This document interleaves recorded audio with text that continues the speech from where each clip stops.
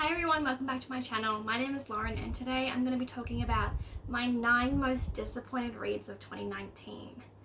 Now these ones aren't necessarily books that I didn't like. There are some of those in here, but a lot of them are ones where my expectations were higher than what I had ended up rating the book, or there was just things that I didn't enjoy about the book, books that are quite forgettable and I don't really remember anything, like they didn't leave a lasting impression on me. So those are books that I just didn't thoroughly enjoy as much as the rest of the books for this year.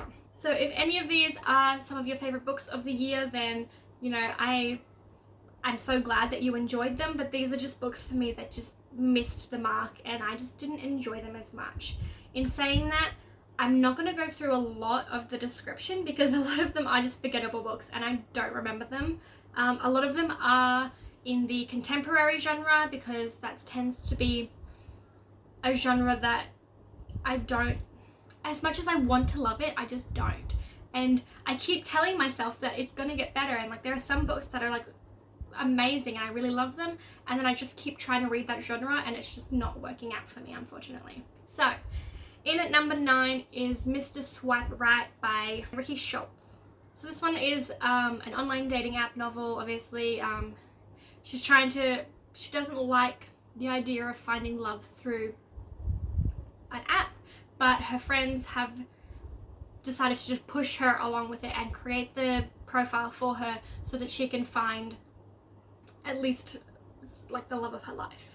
I believe she is a teacher and she swipes right on a substitute teacher that she has a bit of a crush on, and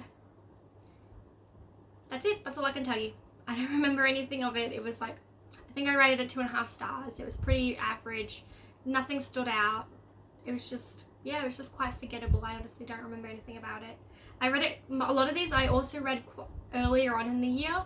So because I read so many books this year, I cannot, my brain does not have the capacity to remember every single book that I've read in great detail, or even in any detail in some of these cases. So that's just a thing that happens. I have a really bad memory. I'm gonna admit it. So in at number 8 is Teen Idol by Meg Cabot. I honestly couldn't tell you anything about this one.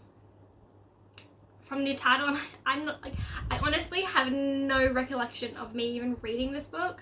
I think a lot of these books I'm part of a Facebook reading group, and they give you challenges each month, and quite often they're like certain authors that you have to read to get points. So a lot of these I think are books that I've read because the author was like a highlight author for that month, and it's just something that I just read to get extra points for. It wasn't something that I necessarily wanted to read.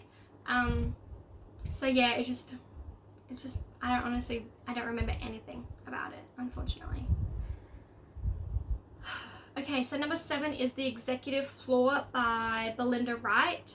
Again, I'm pretty sure this is like one of those billionaire boys falling in love with his work colleague or secretary or something like that.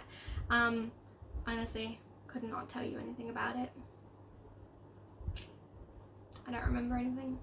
So it's definitely just one of those forgettable books. I just don't have time in the next year. I don't want to be reading books that I'm not extremely excited about, because then I get to this point of the year where I have all of these books that I didn't enjoy, but I don't remember anything about them.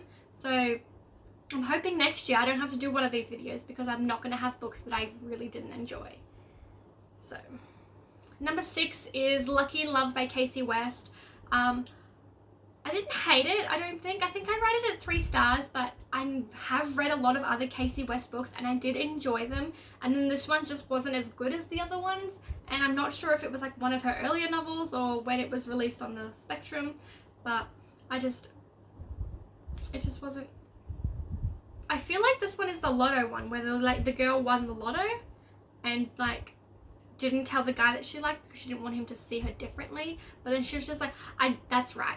If it is that one, it's because I didn't like it because she was spending her money ridiculously. Like, she was very just dumb, and I don't think someone who's 18 years old and who can buy a lotto ticket would spend their money on like the dumb things and wouldn't put a lot of money into something without doing research about it first. And it just made me really mad. I find that like those kind of stories where they win the lotto is something that's infuriating to me, because they just waste their money. And like, if you win $1 million, you can basically live off that for the rest of your life. Like, you still have to work and things like that, but you can definitely make something for yourself. And it just frustrates me that even people that are 18 or whatever, like, I still would have invested it and would have like done a lot of research into how to get the most out of that money, rather than just like going on a shopping spree. So yep, that one irritated me. The next one we have is Until Friday Night by Abby Glines. I have talked about this on my channel before. I have unhauled the book. I don't own any of the books that I'm talking about today because I don't like any of them enough to keep them.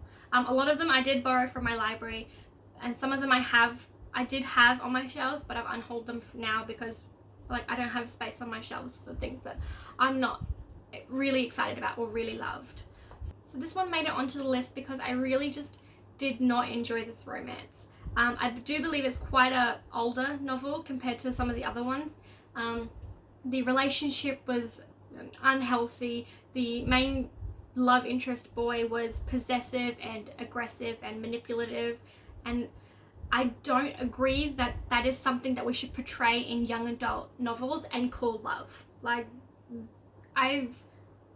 growing up, we have enough troubles to distinguish what is right and what is wrong with this world and the way to treat people, and I don't think that having this out in the world is something that young women should be reading. I really don't agree with that.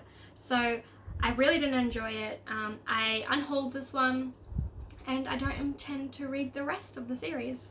So the fourth one is Howls Moving Castle by Diana Wynne Jones.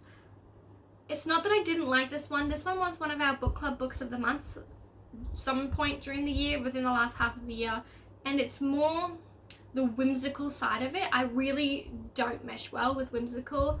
I like things that are like at least a little realistic and straightforward, and I just didn't connect with this one at all. A lot of the other members of my book club did really enjoy it, but they'd also read it before or read something from this author before, and it just brings them that nostalgic of being a kid reading it, and I didn't have that. I wasn't a reader as a child or as a young adult.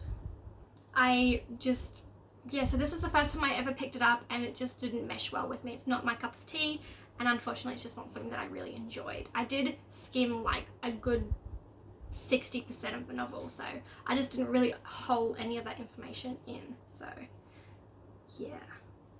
Coming in at number 3 is Integrate by Adele Jones. I did pick this one up in April from my from the Gold Coast Supernova convention that we had. There were a lot of authors there, and she was just one of the indie authors that I happened to meet. So there were a few things that I didn't like about this novel, but I'm not blaming the author from them because that was just my personal opinion. I just don't think I was the target audience for this book. So one of them was that it was based in Brisbane, which is my hometown, and it definitely brought me out of the story, reading it and knowing the places that they were talking about and being able to picture them in my mind. But like, it just definitely brought me out of the story when they mentioned like main aspects of the city, and it was just like a little bit weird. The other part was that it was very science heavy based. Basically, the main character was given this serum that saved his life, but it changed his genes, and now some people are after him because they want to like do scientific research on him to find out how to replicate it. And it's just something that I just didn't understand. The science behind it was explained, but because I believe the author does have a science background or a degree of some sort, it was just like way over my head. I'm not someone who understands science at all, so it was just like I just didn't understand it, and it didn't convey well through to someone who didn't understand science. So the next book I have to talk about is The Quarterback Bad Boy in Me by Tay Marley. I received this as an e-arc from NetGalley, and it definitely didn't read as something that was written in this decade. I don't even know how to explain it. It was just like not enjoyable to me at all.